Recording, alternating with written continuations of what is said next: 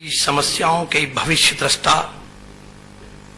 एक ऐसा उद्घोष, एक ऐसा संक्रांत, एक ऐसा क्रांति बीज, एक ऐसी चैतन्य ऊर्जा जिसने विराट जैन विश्व को एक नए आलोक से भर दिया। सबसे पहले तो बंधुओं, आज जो हॉल में उपस्थित है उन सबका मैं अभिनंदन करना चाहूंगा जीतो मेन की तरफ से, क्योंकि मैं जब घर से निकला तब मुझे सबसे पहले मेरी धर्मपत्नी ने कहा कि आज आप नहीं।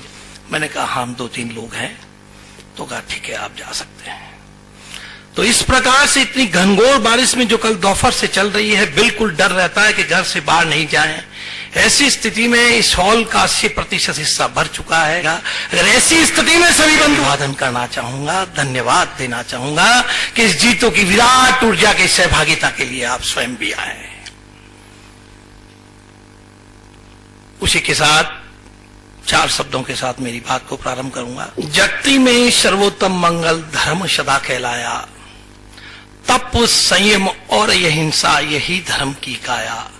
धर्म त्रिवेणी में अनुरक्त बना जिनका संयम और अहिंसा, सेवा और करुणा, इस प्रकार के सुसंस्कारित मानवीय मूल्यों से युक्त मेरे सुश्रावक धर्म प्रेमी बंधुओं, मैं आपको जय जिनेन्द्र कहता हूं, आपका अभिवादन करता हूं, स्वागत करता हूं।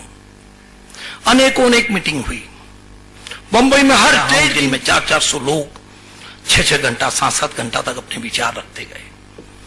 जो तथ्य आए, जो बिंदु आए, जो चिंतन आया, जो निष्कर्ष आया और जो समुद्र मंथन के बाद या चिंतन के बाद में जो अमृत आया, बंधुओं में निश्चित रूप से चौंकाने वाला था। निश्चित रूप से आपके और मेरे दिल को स्पंदन करने वाला था, मर्म को पहुंचने वाला था कि कल तक जो जैन बंधु महाजन की प्रमुख कौम के रूप में थे, कल तक जहां बैठे अपने आप में एक संस्था है,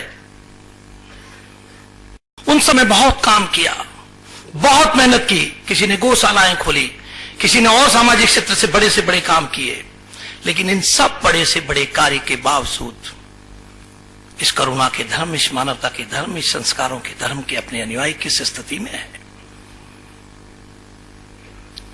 इस बिंदु के वर्णन के लिए जब तथ्य हमारे सामने आए, मैं सिर्फ 2-3 बात के अंदर, बहुत ज्यादा क्योंकि आज मेरा समय बहुत कट कर दिया गया है और निश्चित रूप से अपने विलंब हुए हैं, प्राकृतिक नेचुरल कैलेमिटीज के बारे में कुछ नहीं कह सकते, इसलिए विस्तार में नहीं उलझा। तो वे प्रमुख बिंदुओं पे लेना चाहूंगा कि जैन समाज की प्रलय की स्थिति क्या थी। अगर सारे परिप्रेक्ष्य पे देखा जाए तो सबसे पहले आता है पॉलिटिकल प्रश्न।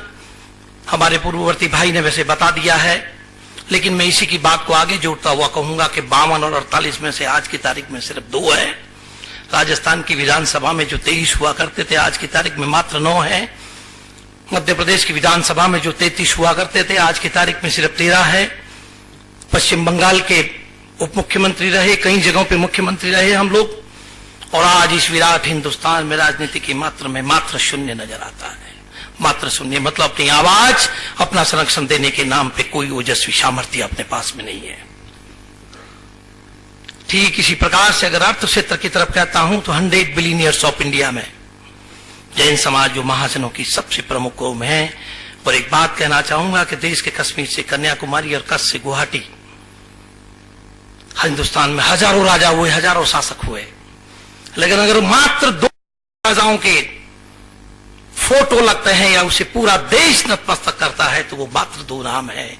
एक इसी धरती के वंशज महाराज शिवा या राजस्थान के महाराणा प्रताप। और राजस्थान के महाराणा प्रताप का अगर आप उसकी बारीकी में जाएंगे तो जिस समय राजस्थान के महाराणा प्रताप विवश हो गए थे, हताश हो गए थे, निढाल हो गए थे और उन्होंने मान लिया तक मुझे समर्पण करना पड़ेगा, आज की रोटी तक ले गया था। उस निराश अवस्था में जब उन्होंने गुलामी और दासता स्वीकार करने का मन बना लिया, अपना मैसेज भेजने की कोशिश की थी, तभी आपके और हमारे बीच में हमारे एक वंशज, हमारे इतिहास पुरोधा पहुंच गए और उन्होंने कहा कि मेरी पीढ़ियों का सारा सब कुछ धन ले लिए राजा, लेकिन आपका मस्तक नहीं झुकेगा। इस देश की शान और आन किसी के सामने नहीं झुकेगी। वो थे भामाशाह, और वो भामाशाही ये जैन बंधु थे।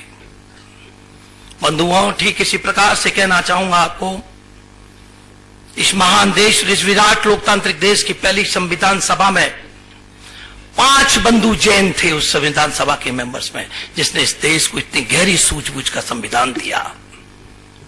1857 की क्रांति में अगर सबसे पहला शहीद अगर कोई हुआ है तो इस जैन समाज से एक भाटिया बंधु थे, जिन्होंने झांसी में अपना बलिदान दिया और इस क्रांति की चिंगारी को ऊपर लिया। और आज अगर आप देखना चाहते हैं इस अर्थतंत्र के बिंदु पर, तो जैन समाज के 100 बिलियनर्स ऑफ इंडिया में मात्र 2, और जो 9वीं हुआ आ रहे हैं, जो इस ग्लोबलाइजेशन से प्रेरित होकर के एक नई पीढ़ी कुछ करने को आतुर है, आर्थिक क्षेत्र के चढ़ने को वो सितारे बढ़ रहे हैं, उन सब 20 में भी सिर्फ 2, सिर्फ एक भी नहीं, मतलब 120 में भी सिर्फ जैन सिर्फ 2 है।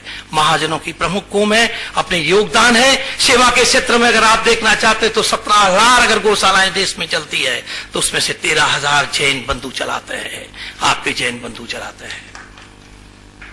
ठीक इसी प्रकार से किसी भी प्रकार की विपदा आई, किसी भी प्रकार का संकट आया, चाहे वो लातूर के भूकंप के रूप में आया, चाहे वो मुंबई के बाढ़ के रूप में आया, चाहे और कहीं भी कितनी भी बड़ी विपदा आती है, सबसे दौड़ता है तो ये जैन बंधु दौड़ता है। कहने का तात्पर्य है कि सेवा के क्षेत्र में हम सर्वोत्तम रहे, हमारी करुणा, हमारी उदारता, हमारे संस्कार हम हर क्षेत्र में छाए रहे, और हर कोई विपदा अगर आई तो हमने गया सामाजिक क्षेत्र में सब उत्कृष्ट रहे। लेकिन हमारे पास आज की तारीख में क्या? ठीक इसी प्रकार से मैं कहना चाहता हूं प्रशासनिक क्षेत्र में, मैं जिस क्षेत्र का निवासी हूं, हमारे अनेक अनेक काल है, मेरे पास प्रपत्र है, कोई बंधु देखना चाहे तो देख सकते हैं। एक एक काल में हमारे क्षेत्र से 33 IAS हुआ करते थे। एक और जगह है जहां से भी 33 IAS हुआ करते थे, आज की तारीख में सिर्फ 3। ये हकीकत है, ये वास्तविकता है, ये जीवंत आह्वान है कि ये जीव दया प्रेमी, ये धर्म प्रेमी, ये संस्कारों से योग के अच्छे लोग आज की तारीख में सभी क्षेत्र में पिछड़ रहे हैं। अपने को गहरा मंथन करना होगा, गहराई से सोचना होगा। हम नहीं चाहते किसी से वैमनस्य, हम किसी से घृणा नहीं चाहते, हम फेनेटिक नहीं है और हम कभी फेनेटिक होंगे नहीं। अगर हमारी किसी से शत्रुता है तो वो शत्रुता से है, लेकिन हम चाहते हैं कि हमारे आदर्श जो गौरवशाली रहे, वैभवशाली रहे, हर अच्छे कार्य के लिए हम लोग आगे बढ़े हैं। तो हम इस संस्कारों के धर्म, इस करुणा के धर्म और इस अच्छाई को करने वाले लोग पीछे रह जाएं, ये हमारी हानि नहीं, राष्ट्र की हानि होगी, ये क्षेत्र की हानि होगी, राज्य की हानि होगी। और बहुत हो गया। अगर राजनीतिक परिप्रेक्ष्य पे देखना चाहते हैं तो हर समाज संगठित हुआ है, हर समाज विकास की दौड़ में शामिल हो रहा है। एक छोटा सा समाज, माहेश्वरी समाज, आज की तारीख में 7 संसद सदस्य लोकसभा में पहुंचा चुका है। वो 13 लाख लोग हैं। हम उनकी प्रशंसा करते हैं, हम उनका गुणगान करते हैं तो उन्होंने अपनी सूझबूझ और संगठन से इस तरह से वैभव की तरफ बढ़ना शुरू किए हैं। और ये विशाल समाज जो हर प्रकार से सामर्थ्य है, लेकिन अपनी फूट के कारण, अपने विजन नहीं के कारण, अपनी दूरदृष्टि नहीं के कारण हमारी पहचान बन चुकी है divide divide divide divide divide, बिखरो टूटो। किसी एक बात पर हमारी साम्यता नहीं है। इस सारी चीज को खत्म करना है